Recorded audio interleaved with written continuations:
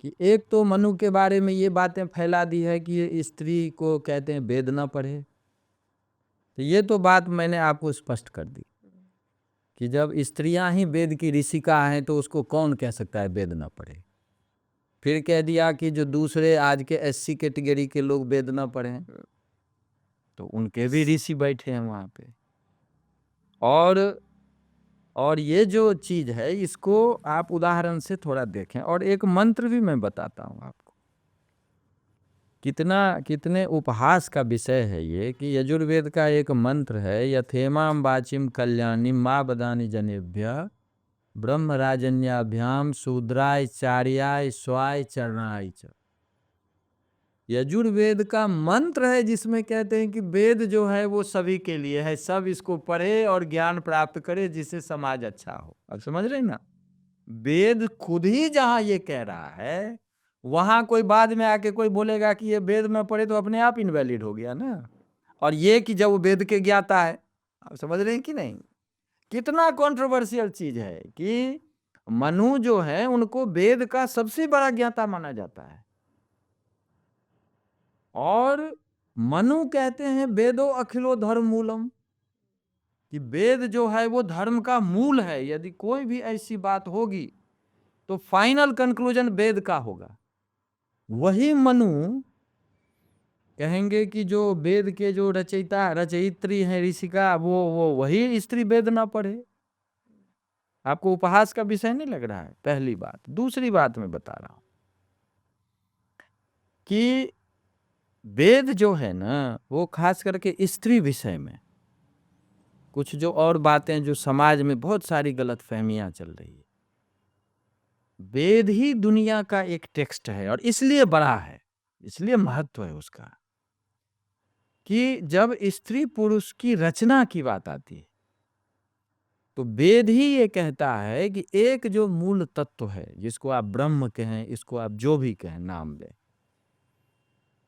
वो एक तत्व जो है वो न तो स्त्री है न पुरुष है, वो तो मूल सत्य है। लेकिन जब सृष्टि होने लगी उसने अपने को ही कहा कि बहुत श्याम प्रजाए और मैं ही अपने को अभिव्यक्त करूं, अनेक रूपों में अभिव्यक्त करूं। तो अनेक रूपों में अभिव्यक्त करूं तो उन्होंने पहली जो अभिव्यक्ति है उनकी वो है कि सद्वैधा अपातयत, अपने को ही दो भागों में बांट लिया, आधा भाग पुरुष तत्व तो आधा भाग स्त्री तत्व। ये बृहदारण्यक उपनिषद के पहले चैप्टर का है। तो वेद का स्पष्ट कथन है कि आधा स्त्री है आधा पुरुष है। और उसकी तुलना करते हैं दाल के दाने से, अर्धवृगलमिव, कि दाल के दाने के अंदर जैसे आधा हिस्सा एक होता है आधा दूसरा होता है और दोनों पैरेलल होता है, दोनों इक्वल होता है,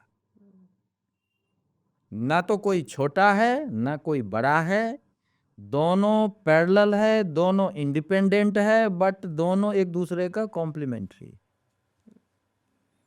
भारत में स्त्री पुरुष का दर्शन वेद ने ये दिया हुआ है, ये हमारा मौलिक चिंतन है। आश्चर्य ये है कि आप मनुस्मृति का जब पहला चैप्टर पढ़ेंगे, एग्जैक्टली मनु जी स्त्री पुरुष के बारे में ये बोल रहे हैं, द्विधा कृत्वात्मनो देहम अर्धेन पुरुषो भवत अर्धेन नारी तस्यांबा विराजम असृजत प्रभु, कि जो हिरण्यगर्भ थे, जो जहां से सृष्टि शुरू हुई है, अपने को दो भागों में बांट लिया। अर्धेन पुरुषो भवत, आधा से पुरुष हुआ, अर्धेन नारी, आधा से स्त्री, और सबसे बड़ी बात आपको लगेगी, कहते हैं विराजम और सृजत प्रभु, उस नारी में पूरी सृष्टि हुई है। भारत में सृष्टि पुरुष में नहीं होती, सृष्टि नारी में होती है, स्त्री में होती है। जबकि सेमेटिक कल्चर जो है, यूरोपियन कल्चर जो है, उसमें आपको पता है कि पुरुष की बाईं पसली से स्त्री की उत्पत्ति हुई है। तो एक जगह पुरुष की बाईं पसली से स्त्री की उत्पत्ति हुई, इसीलिए स्त्री को वहां पुरुष का सबऑर्डिनेट माना जाता है। और 20वीं शताब्दी तक स्त्रियां उसकी छाया से बाहर नहीं निकल पाई। आप जानते हैं 235 साल के इतिहास में अमेरिका में आज तक वुमेन प्रेसिडेंट नहीं बनी। आप समझ रहे हैं, 1922 में पहली ग्रेजुएट हुई है, 1921 मुझको वोटिंग राइट मिला है। कहाँ 1920 1921 में जिसको आप सबसे मॉडर्न मानते हैं, और कहाँ दुनिया के सबसे प्राचीन जो कलेक्टिव विजडम है उसमें स्त्रियां ऋषिका रही हैं। आप तुलना करके देखिए कि किसकी कैसी सोसाइटी रही है।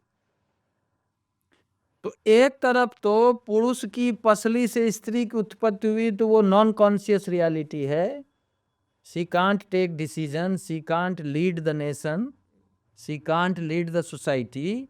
दूसरी तरफ भारत का जो अधिष्ठान ग्रंथ है, उस ग्रंथ की निर्मात्री स्त्री रही।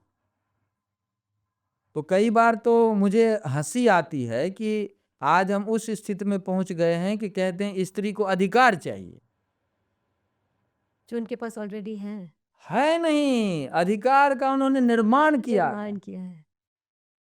जो अधिकार की निर्मात्री है, आज हम उस मेंटल स्टेट में आ गए हैं कि हम कहते हैं स्त्री को अधिकार चाहिए, है कि नहीं। घर वाले कहते हैं पढ़ने दे रहे हैं ना, जाने दे रहे हैं ना, एहसान कर रहे हो क्या हमारे तो ऊपर? मैं ये आपके सामने ये रख रहा हूं कि मनु जी, स्त्री पुरुष का कॉन्सेप्ट क्या है। सबसे पहले तो मनु जो भी अवेलेबल है, क्योंकि वेद के अकॉर्डिंग जो रहेगा वो हमारे लिए वैलिड है। ये वेद के एग्जैक्टली अकॉर्डिंग, तो ये सबको पढ़नी चाहिए, ये सबको पढ़नी चाहिए।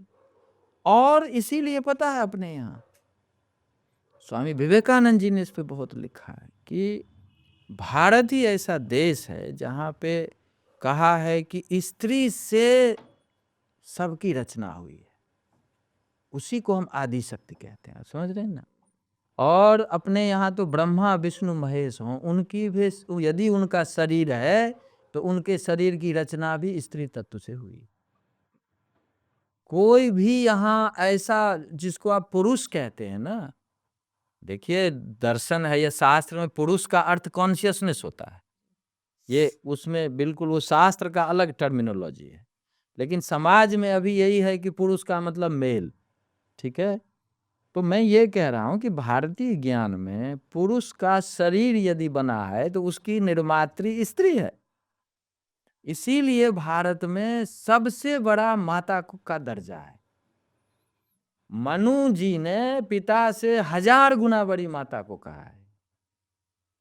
तो आप ये मनुस्मृति का जो ये विषय है वो भारत के दर्शन को बताता है कि भारत का चिंतन क्या है।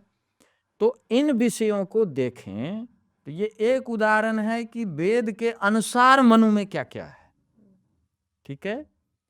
तो ये आपको पता चलेगा। दूसरा विषय जो इंपॉर्टेंट है जिस पे लोग कोई ध्यान नहीं देता, संपूर्णानंद जी सब जो थे, जो यूपी के चीफ मिनिस्टर थे और कांग्रेस के बड़े लीडर थे, आप उनकी पुस्तक पढ़िए। संपूर्णानंद जी कहते हैं या बड़े बड़े स्कॉलर कहते हैं कि पहली बार दुनिया में ऐसा आया कि वेद में तो देखिए जितना लड़का पढ़ते थे उतनी लड़कियां पढ़ती थी। वेद में उनका भी उपनयन संस्कार होता था, उनकी भी शिक्षा वैसी थी जैसी सबकी थी। अब आपको उपहास का विषय नहीं लग रहा है कि वेद की लड़कियां जो शिक्षित थीं, सब पढ़ती थीं, तो वेद की स्त्रियां जो हैं उस समय मंत्रोच्चारण नहीं करती थीं। उपनयन संस्कार में सर यज्ञ करने की भी परमिशन होती है ना? नहीं, उपनयन संस्कार जो होता है ना उसमें यज्ञ वो नहीं करता। अच्छा, उपनयन संस्कार का मतलब है कि जिस दिन से आपकी शिक्षा शुरू होती है ना, उस दिन कुछ रिचुअल्स कराए जाते हैं। तो गुरो समीपे नयनम इति उपनयनम। उपनयन शब्द का अर्थ ही है कि उस दिन से आपको गुरुकुल भेज दिया जाए। तो शिक्षा की शुरुआत जिसको आप कहते हैं ना, उसको भारत में उपनयन कहते हैं।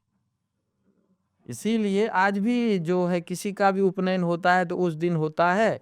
अब तो नाम मात्र का रह गया सिर्फ है। लड़कों का ही होता है सर, हमारे यहाँ तो जनेऊ तो पहनाते हैं। यही जो हम चूक गए हैं ना कहीं न कहीं, ये इसका परिणाम है कि हमारी ये स्थिति हो गई है। अच्छा, और मुझे आज तक ये भी नहीं पता था कि उपनयन दोनों के लिए होता है। दोनों के लिए होते थे, दोनों की समान शिक्षा थी।